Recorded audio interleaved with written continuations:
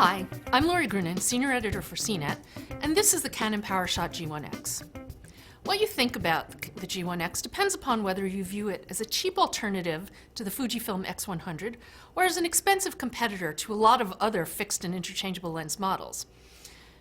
Because the price of the camera sets it apart from the crowd as much as its largest sensor. And despite delivering on image quality and having a pretty nice shooting design, the lens, and to a lesser extent the shooting performance, hold it back from being worth the price. It's bigger, heavier, and boxier than the G12, and it uses a pop-up rather than a front-mounted flash. But the G1 X nevertheless looks and feels quite similar to its older sibling. Overall, I like the design, though the function button behavior can get a little frustrating. Unlike other cameras, which automatically hide the menu when you press the shutter button, Canon's remains until you press the function button again. As a result, I frequently found myself scrolling around the options when I thought I was changing the shutter speed. I like the flip and twist LCD, it's bright and big, and though the optical viewfinder is quite small, it is still useful to have. The buttons and dials feel responsive and well laid out. Many of the new features, like the multi-area white balance and intelligent image stabilization, launched with the S100, and they only work in auto mode. The intelligent image stabilization auto-detects what type of stabilization is necessary in both still and video modes, and the updated white balance does better scene analysis. The camera also introduces face recognition and can store up to 12 faces with some limited associated metadata. You'll also find a bunch of multi-shot modes, including a 5-shot HDR mode, though I find Canon's implementations just okay. Like the G12, it has a built-in neutral density filter, which I like. While the camera gets high marks for photo quality, it's not significantly better than cheaper ILCs like the Olympus EPL3 or the Sony NEX5N. One advantage that Canon does retain over its rivals is its excellent JPEG processing and noise reduction, which allows it to produce extremely clean photos as high as ISO 400, and seriously usable ones up through ISO 3200. Color and exposure look great as well. The lens has good center sharpness, but it's not that great on the edges.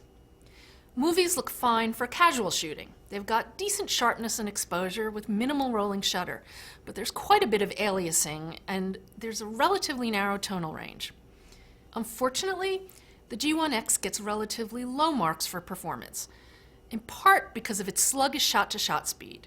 It's even slower than the G12, and in part because of some really disappointing lens characteristics.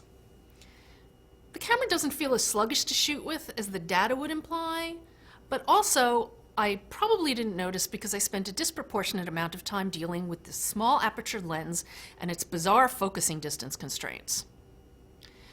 I really would expect a wider than f2 maximum aperture on an $800 camera. But more important, I expect it to be a lot faster than f5.8 at its longest telephoto. Not only does that compare poorly with similar focal ranges on the less expensive Olympus XE1 and Fujifilm X10, but it's worse in practice. It's only f2.8 at 28 millimeters. By about 31.5 millimeters, it's already jumped to f3.2, and it narrows about halfway down the focal range, and that's it. And that's only one problem. The other is the lens's minimum focusing distance. It can only focus as close as 7.9 inches, and that's in macro mode. In standard focus, it's a more normal 1.3 feet. Also annoying, the camera can only auto-switch between macro and standard focus modes in complete auto. That means unlearning habits about lens settings and spending too much time jumping in and out of macro modes. A lot of people think that Canon's missing out by lagging in its interchangeable lens camera development, and it is. The G1 X targets a growing part of the market, which is composed of people who don't really care about changing lenses and just want better photo quality. But ironically, its disappointing lens makes a better case for getting an ILC in this price segment than for buying this fixed lens option. I'm Lori Grunin, and this is the Canon Powershot G1 X. What's up, Brian Tong here, and if you want the scoop for all the good and bad inside the Apple world, then the only thing you should be watching is CNET's Apple Bite. I'll give you the latest news, rumors, tips, apps of the week, and even call out the bad apples. So watch it all at cnet.com/AppleBite, and I'll see you there.